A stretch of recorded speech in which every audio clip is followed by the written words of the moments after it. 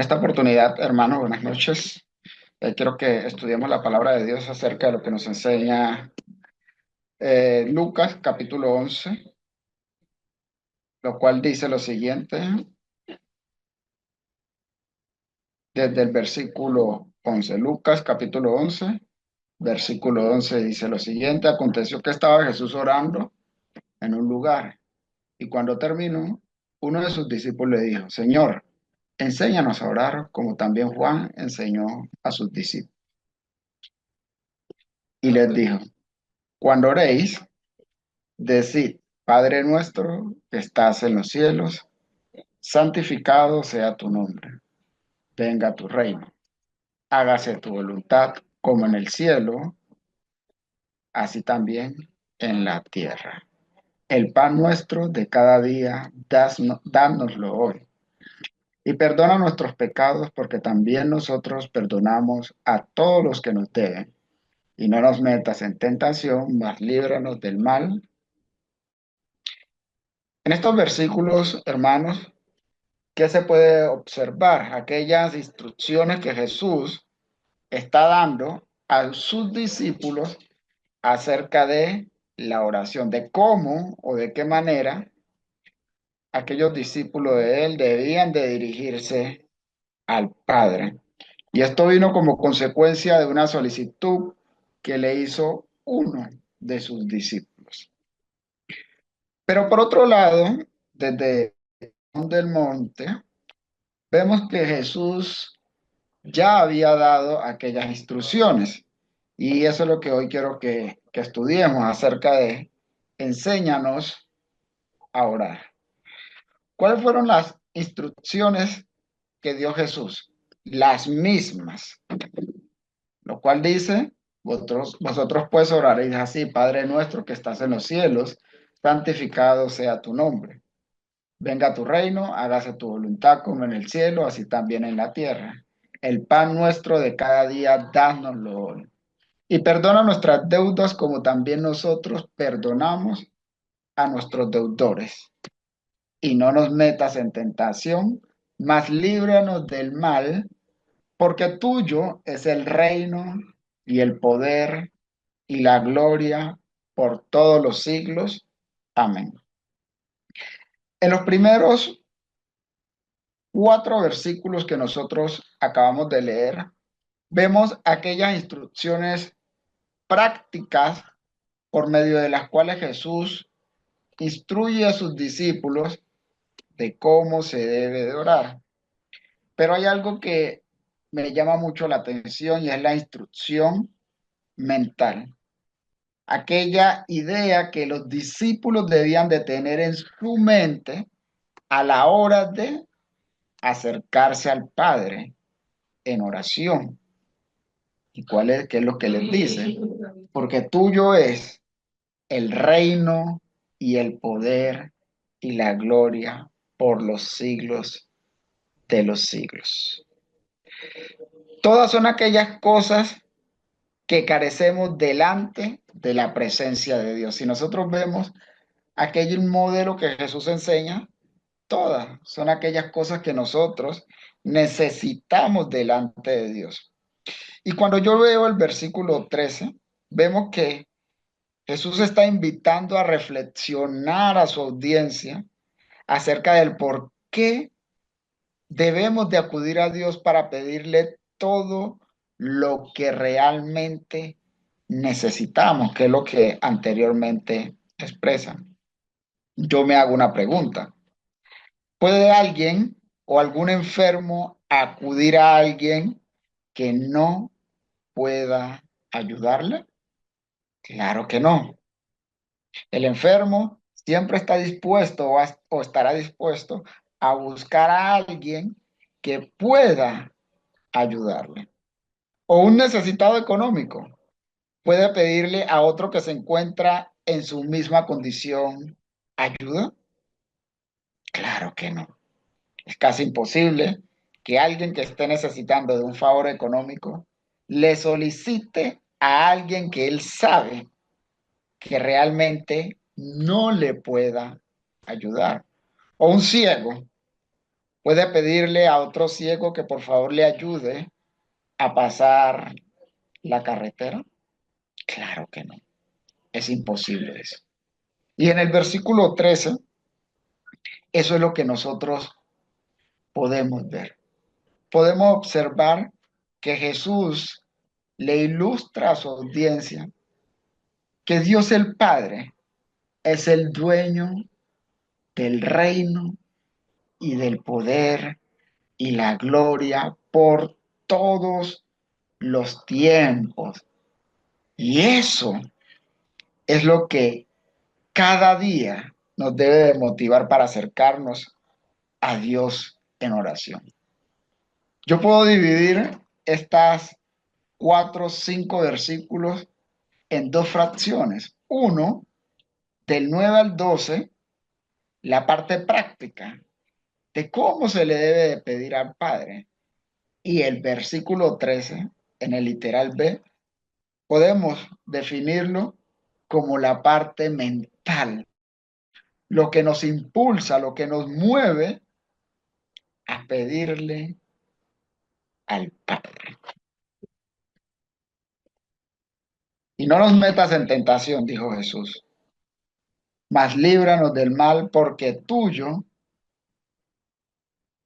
es el reino y el poder y la gloria por los siglos de los siglos. En este caso, Dios tiene algo que solamente Él, por mucho tiempo, desde que ha existido la humanidad, Él tiene algo. Tiene dominio, tiene poder y tiene gloria o grandeza. Si alguien sobre la faz de la tierra ha tenido estas 3 cosas, está bien. Pero con el pasar del tiempo, quizás 50, 100 años, ya no le van a pertenecer a él, sino a otra persona. Eso muy claro lo vemos en muchos de los reinos de esta tierra. Cómo una persona tiene dominio, tiene poder, tiene grandeza por X cantidad de tiempo, pero con el pasar del tiempo esa persona muere, fallece, y viene otro y toma posesión de lo que él tuvo. Pero en el caso de nuestro Dios, de nuestro buen Padre, dice que es por los siglos de los siglos siempre ha tenido reino, poder y gloria. Y eso es lo que nos debe impulsar, que cuando tengamos necesidades delante de Él, tanto físicas como espirituales, nos acordemos que Él tiene todo por los tiempos de los tiempos que hemos vivido sobre la faz de la tierra. Además de eso, esta expresión por todos los siglos nos da a entender que Él tiene toda la experiencia que quizás nosotros nos podamos imaginar. A veces como seres terrenales estamos en búsqueda de personas que tengan experiencia en algo para suplicarles o pagarles con el fin de que nos saque de tal o X situación. Como por ejemplo, cuando estamos enfermos, acudimos donde los médicos, ¿para qué? Suplicándole que por favor nos ayuden, suplicándole de que por favor nos ayude con X o Y enfermedad. O en algunas ocasiones tenemos, si tenemos el recurso económico, pagamos por un médico de calidad, un especialista. ¿Por qué? Porque nosotros vemos en él la experiencia para ayudarnos en nuestras debilidades o en nuestras enfermedades. Asimismo sucede con Dios. Tenemos necesidades físicas y espirituales. ¿Por qué no acudimos al Padre Dios con fe, no dudando absolutamente nada que Él nos pueda ayudar? Tenemos un Dios que tiene absolutamente toda la experiencia para ayudarnos en cualquier situación.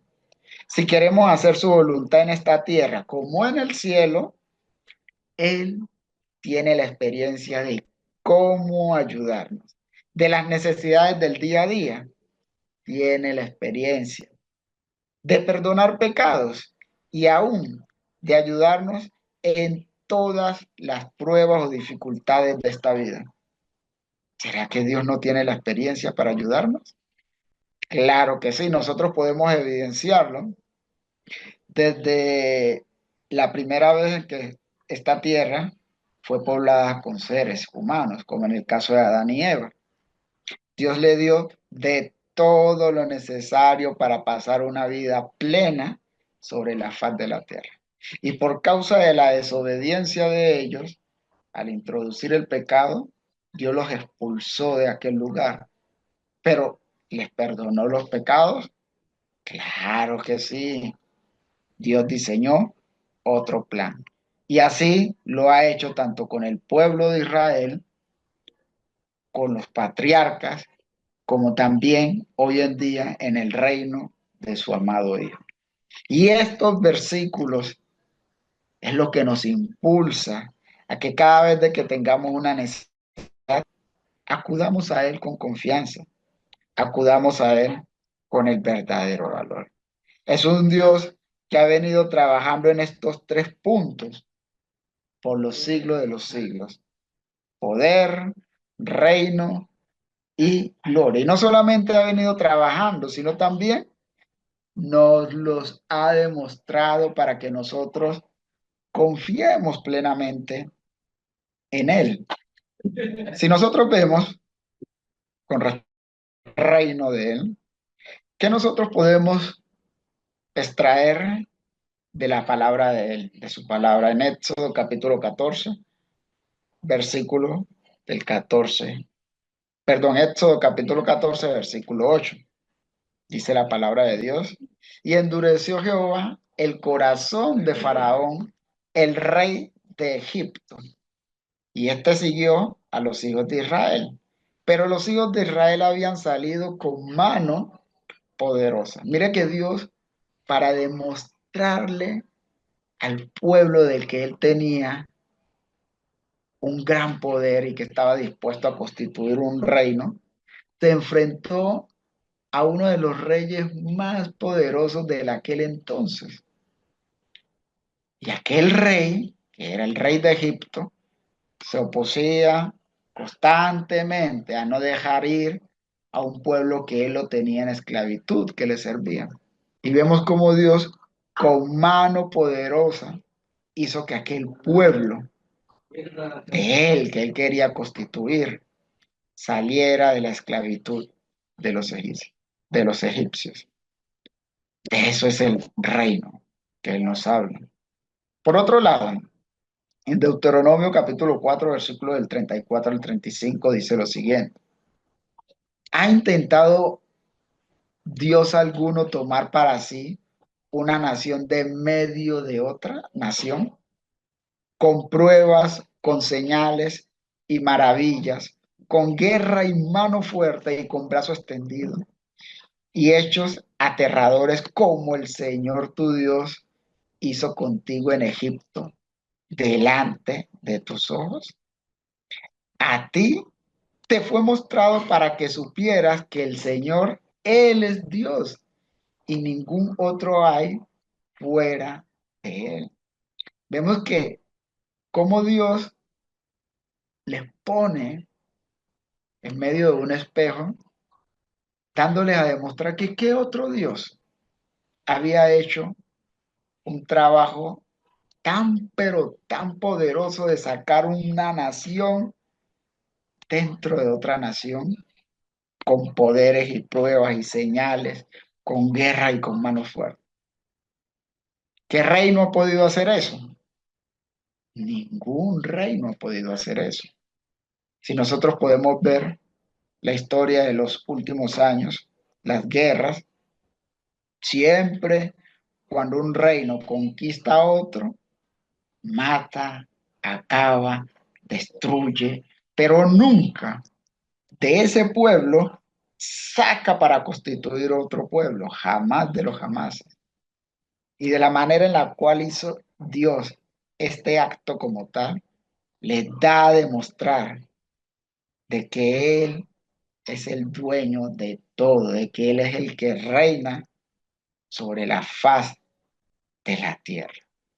Y es por eso que cuando nosotros vemos esta expresión, porque tuyo es el reino, nos da a entender de que Él verdaderamente tiene poder en exceso para cuando nosotros tengamos necesidades físicas y espirituales por mejorar, pues acudamos a Él en oración y le pidamos de que por favor nos ayude a salir de tal o X situación.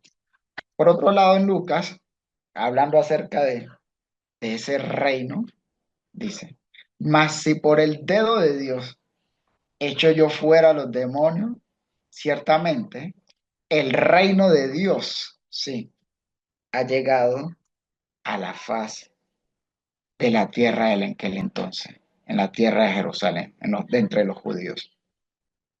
Vemos que lo mismo, Dios ha venido demostrando poder para que los demás pueblos, para que sus discípulos entiendan de que realmente a quien le pertenece el reino es a Dios y nada más que a Él.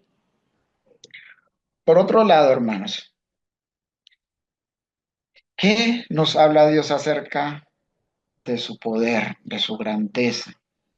¿Qué podemos nosotros evidenciar acerca de aquello? ¿Por qué, hermanos, uno se hace estas preguntas? Porque es que cada vez que nosotros vemos a un niño, a un joven, a un niño, solicitándole al padre algo, es porque él está en necesidad y cree plenamente y está convencido de que su padre, hablando de padres terrenales, están en la capacidad de darle lo que ellos le piden.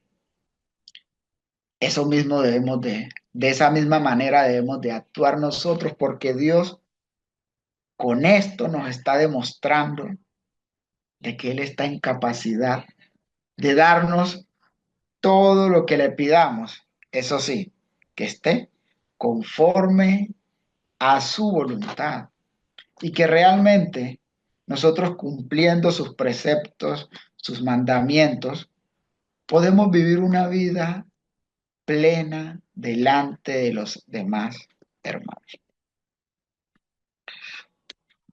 Por otra parte, cuando nos habla del poder de Dios, si nosotros miramos Romanos capítulo 1 versículo 4 es el texto que aparece aquí.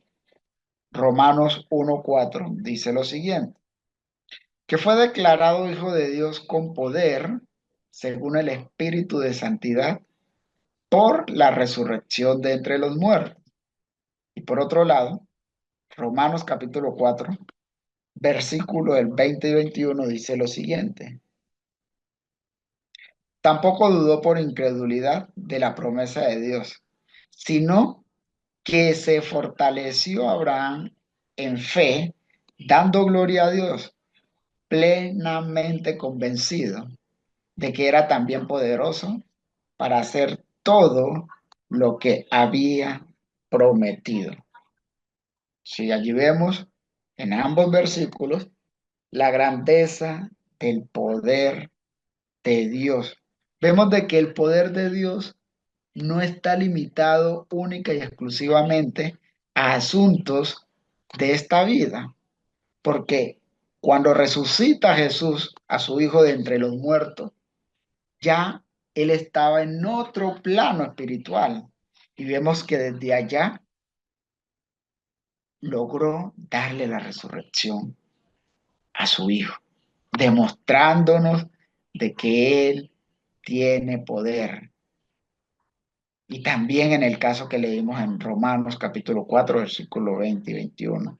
Aun cuando nosotros veamos que no tenemos probabilidades, pues bueno, déjeme contarle que si le pedimos a Dios, Él es el Dios que cuando nosotros no tengamos probabilidades de ver lo que queremos, Él sí puede abrir esa gran oportunidad y así podernos dar porque Él tiene todo el poder.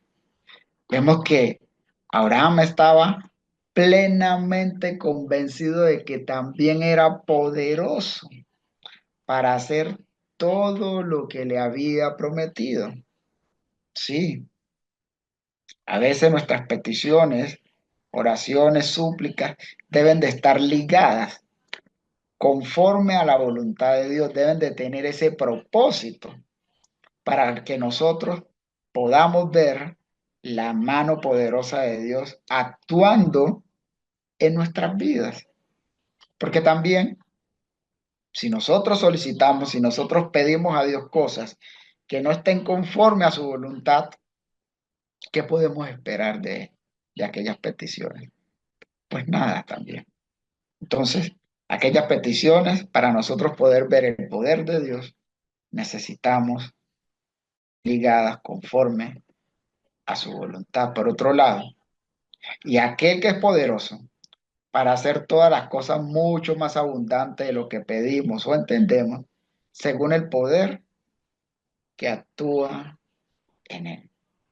Vemos que Pablo nos, inspirado por el Espíritu Santo, nos da a entender también que él tiene poder para hacer las cosas mucho más abundantes a veces de lo que pedimos o entendemos. Sí, es que nuestros pensamientos, nuestras limitaciones nuestra forma de pensar, perdón, con respecto al poder de Dios, a veces es como un poco limitada también. A veces queremos ver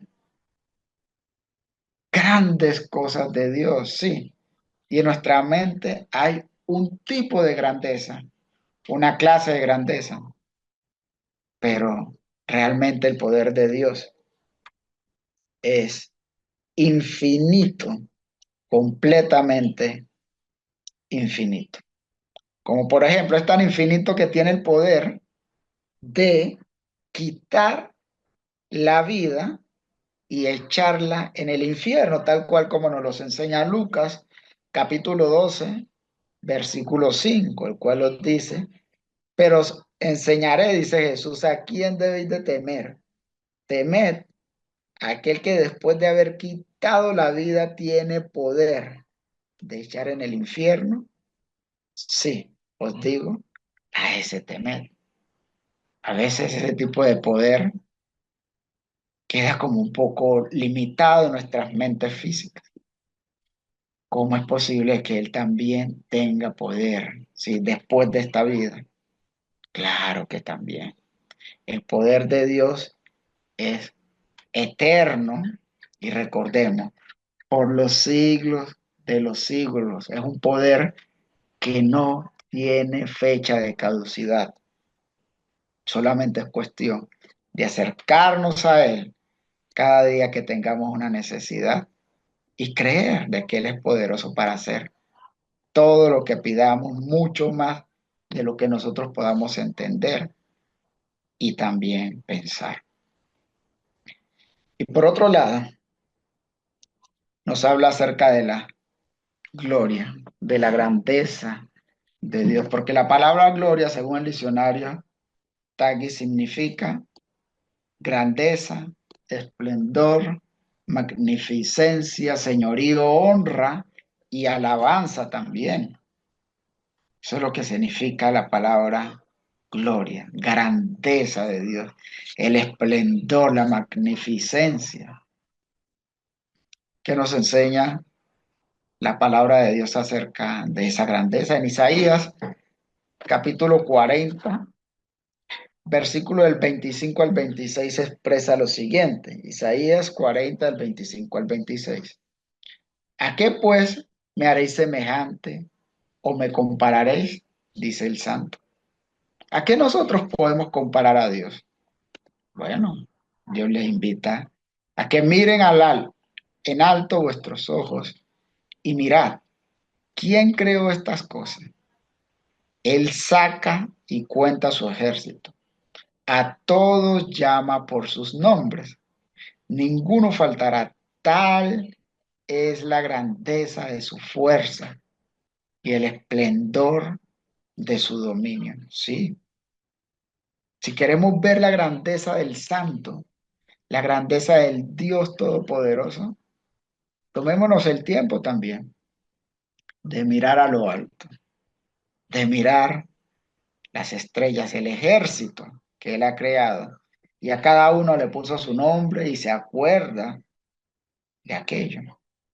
Y allí podemos dimensionar el esplendor, la grandeza, la magnificencia del Dios al cual nosotros seguimos. Por eso que cuando le solicitaron de que se le enseñe a orar, se le instruye en la parte práctica, que es de pedir, de glorificar, de solicitar perdón por los pecados, de que es la voluntad de la misma manera como en el cielo, aquí en la tierra. Pero la otra parte es que nosotros debemos de prepararnos mentalmente, entendiendo a quién es que nosotros le estamos pidiendo. Estamos pidiendo al Dios Todopoderoso, al que para Él no existe cosa imposible. Por otro lado, que nos enseña el capítulo 2, versículo 11 acerca de Jesús. Este principio de señales hizo Jesús en Caná de Galilea y manifestó su grandeza, manifestó su gloria y sus discípulos creyeron en él. Eso es lo que muchas veces sucede cuando evidenciamos la grandeza de Dios. Cada día permite que nosotros creamos más y más y más y más en Él. Es que si tenemos algún tipo de contratiempo físico, caminemos confiados porque Él hará conforme a lo que nosotros necesitemos. Pero debemos también de pensar de que aquellas peticiones estén enfocadas conforme a su voluntad. Y cuando nosotros actuamos de esa manera, créanos, hermanos, que vamos a ver el poder, la gloria y en qué reino es que nosotros estamos. Es un reino que sobrepasa todo reino y todo dominio. Y por último, para poder mirar aquí aquellas peticiones, aquellas instrucciones que nos dio Dios, debemos de recordar que sin fe es imposible agradar, porque es necesario que el que le crea se identifique de que Él existe con él. Sin fe, hermano, es imposible agradar a nuestro Padre. Que todo lo que pidamos a Dios creyendo, lo recibiremos tal cual como nos los enseña Mateo capítulo 21, versículo 22. Y por otro lado, debemos de eliminar todas las dudas en aquellas oraciones. Si nosotros, por casualidad de la vida, estamos faltos de sabiduría, nos enseña Santiago, de que le pidamos a Él, pero no dudando nada porque ya entendemos, ya interiorizamos de que a Él le pertenece el reino, el poder y la gloria, no por este tiempo que nosotros estamos viviendo, no por el tiempo que ya pasó, ni por el tiempo que vendrá, sino por los siglos de los siglos. A Él le pertenece. Y el día que nos acerquemos a Él, Él nos dará conforme a su voluntad. ¿O no nos acordamos de nuestro Señor Jesucristo cuando lo apresaron y Pedro sacó la espada y le dijo Jesús, ¿acaso piensan que no puedo ahora orar a mi Padre y que Él no me daría más de 12 legiones de ángeles? Claro que sí. Vemos la confianza que tenía Dios delante del Padre. Sí, Él le dijo, vea la confianza que Jesús tenía. Y ese es dándonos ejemplo a nosotros, que si nosotros pedimos resguardo, pedimos protección en un mundo en que está completamente en caos, ¿dudamos que Él no lo haría? Claro, Él lo va a hacer, porque estamos haciendo las cosas conforme a su voluntad. Y por otro lado, respondiendo a Jesús les dijo, de cierto os digo, que si tuvieres fe y no dudares, no solamente harías esto de la higuera, sino que si a este monte le dijeres, quítate y échate en el mar, será hecho. Y todo lo que pidieres en oración, creyendo, lo recibiréis. Así que, hermanos, confiamos en Dios de que todas nuestras necesidades que tengamos, la pongamos delante de su presencia, recordando y confiando de que de Él es el poder y la gloria por los siglos de los siglos. Amén.